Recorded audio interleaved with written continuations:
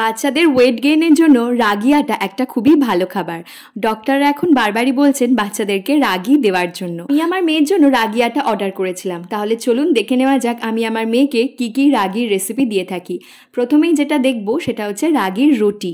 Doctor বলার পরেও আমি মা হিসেবে নিজে একবার গুগল সার্চ করে দেখেছিলাম যে রাগিতে কি কি উপকারিতা রয়েছে। সেটাই আপনাদের সঙ্গে একটা স্ক্রিনশটের মধ্যে দিয়ে শেয়ার করলাম।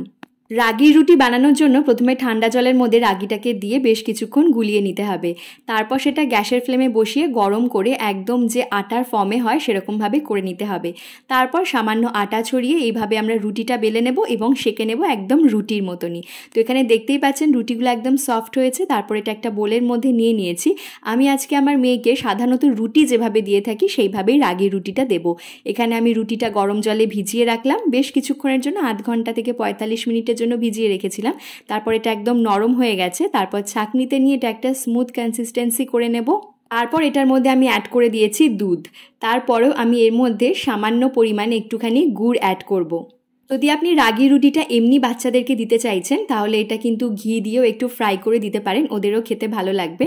তাহলে চলুন নেক্সট রেসিপিটা দেখে নেওয়া যাক, রাগি পরিজ। রাগি পরিজ বানানোর জন্য এখানে কিছুটা পরিমাণ জল আমি নিয়ে নিয়েছি। আর তারপর এর মধ্যে আরও কিছুটা ড্রাই ফ্রুটস আমি অ্যাড করব। আগের দিন রাতেই আমি আমন্ড বাদাম আর আখরোট বাদাম ভিজিয়ে রেখেছিলাম। সেটা এইভাবে একটা ছাঁকনির মধ্যে নিয়ে এটার পেস্টটা বের করে নিচ্ছি। তারপর রাগিটা এখানে দেখতেই পাচ্ছেন জাল দিয়ে নিচ্ছি। তারপর বাদামের পেস্টটা এর মধ্যে অ্যাড করে দিলাম এবং দিয়ে দিচ্ছি গুড়। আমি এখানে যে গুড়টা ব্যবহার করছি সেটা হচ্ছে ইন্ডিয়ান অর্গ্যানিক ব্র্যান্ডের।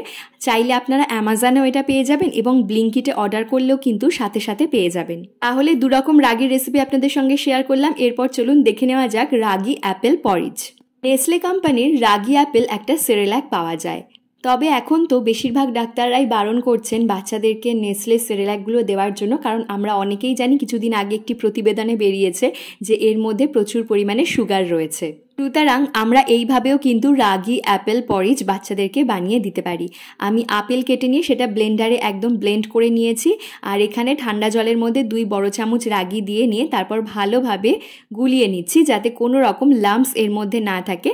তারপর এটা গ্যাসের ফ্লেমে বসিয়ে ভালোভাবে ফুটিয়ে নিচ্ছি যতক্ষণ না একটা স্মুথ কনসিস্টেন্সি তৈরি হচ্ছে। রাগিটা ওদিকে বয়েল হতে হতে এখানে আমি আরও কিছু প্রিপারেশন করে নেব। এর আগেই আপনাদের সঙ্গে শেয়ার করেছি আগের ভিডিওতেই ড্রাই ফ্রুটস লাড্ডু আমি কিভাবে বানিয়েছিলাম। এই ড্রাই ফ্রুটস লাড্ডুর মধ্যে থেকে একটা এর মধ্যে ভেঙে দিচ্ছি। বাচ্চারা সাধারণত বেশি খাবার দাবার খেতে চায় না, সুতরাং অল্প খাবারের মধ্যে দিয়েই যাতে আমরা খাবারটাকে হেলদি এবং নিউট্রিশিয়াস করে তুলতে পারি সেটাই আমরা প্রত্যেকটা মাই সবসময় চেষ্টা করি, তাই না? তারপর এর মধ্যে অ্যাড করে দিলাম গুড় আর দিয়ে দিচ্ছি আপেল যেটা ব্লেন্ড করে নিয়েছি সেটা। আপনারা চাইলে কিন্তু আপেল বয়েল করেও দিতে পারেন, তবে আমার মনে হয় সেদ্ধ করা আপেলের থেকে এটাই বেশি ভালো হবে, কারণ আলাদা কিছু তো পার্থক্য হয় না। তো এখানে সমস্ত ইনগ্রেডিয়েন্টসগুলো আমি ভালোভাবে মিশিয়ে নিয়েছি। তারপর যে রাগিটা বয়েল করলাম সেটা এর মধ্যে অ্যাড করে দিচ্ছি। তাহলে এই যে আমাদের তৈরি হয়ে গেল রাগি অ্যাপেল পরিজ। আমি যে কোনো খাবার আমার মেয়েকে দেওয়ার আগে একবার নিজে টেস্ট করে দেখি। নো ডাউট কিন্তু এটা টেস্টি হয়েছিল, বাচ্চাদের খাওয়ার একদম উপযুক্ত। গুগল স্টাডি করে জানতে পারলাম যে রাগিতে কিন্তু ক্যালোরির পরিমাণ কম থাকে, সুতরাং আমরা যখন এটা বাচ্চাদেরকে দিচ্ছি এটাতে একটু ক্যালোরির পরিমাণটা বাড়িয়ে যেরকম গুড় বা ঘি এগুলো অ্যাড করে আমরা বাচ্চাদেরকে দিতে পারি। তারপর লাস্ট যে রেসিপিটা আপনাদের সঙ্গে শেয়ার করব, রাগি উইথ ড্রাই ফ্রুটস পাউডার।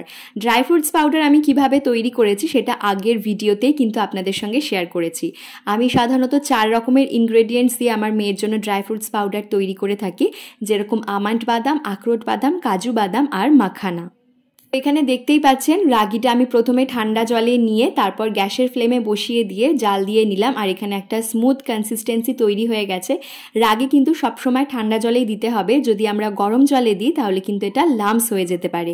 এটা আমি আমার এক্সপিরিয়েন্স থেকে বলছি, প্রথমবার ভুল করেছিলাম আমিও। তারপর যে বোলের মধ্যে আমি খাবারটা নেব তার মধ্যে অ্যাড করে দিয়েছি গুড় আর দিয়ে দিচ্ছি ড্রাই ফ্রুটস পাউডার। অর্গ্যানিক ব্র্যান্ডের যে সমস্ত গুড় পাওয়া যায় এগুলোতে কিন্তু মিষ্টি খুবই কম হয়, যেরকম হাফ চামচ চিনিতে যা মিষ্টি হয় এটা 3 চামচ দিলেও তার থেকে কম মিষ্টি হয়। সুতরাং আমরা একটু বুঝে শুনেই দেব। এখানে সমস্ত ইনগ্রেডিয়েন্টসগুলো ভালোভাবে মিশিয়ে নিলেই আমাদের তৈরি ragi with dry fruits powder. No doubt কিন্তু এটা খেতে ভালো হয় এবং বাচ্চারা পছন্দ করবে অবশ্যই। আমার মেয়েটা ভীষণ পছন্দ করেছিল। আর সাধারণত আমি রাগিটা আমার মেয়েকে ব্রেকফাস্টেই দিয়ে থাকি, আর যদি রুটি বানাই তাহলে সেটা ডিনারে দিয়ে থাকি। 10 মাস বয়স থেকে আপনি আপনার বাচ্চাকে রাগি দিতে পারেন, তবে অবশ্যই তার আগে একবার ডাক্তারের সঙ্গে পরামর্শ করে নেবেন। আজকের ভিডিওটা এখানেই শেষ করছি। যদি ভালো লেগে থাকে চ্যানেলটা সাবস্ক্রাইব করে দেবেন। কেমন লাগলো অবশ্যই কমেন্ট সেকশনে জানাবেন, আর আপনার করা একটা লাইক আমাকে নেক্সট ভিডিও বানাতে অনেক বেশি মোটিভেট করবে। তাহলে আজকের ভিডিওটা এখানেই শেষ করছি, ফিরবো নতুন ভিডিও নিয়ে। ভালো থাকবেন, সুস্থ থাকবেন, ধন্যবাদ।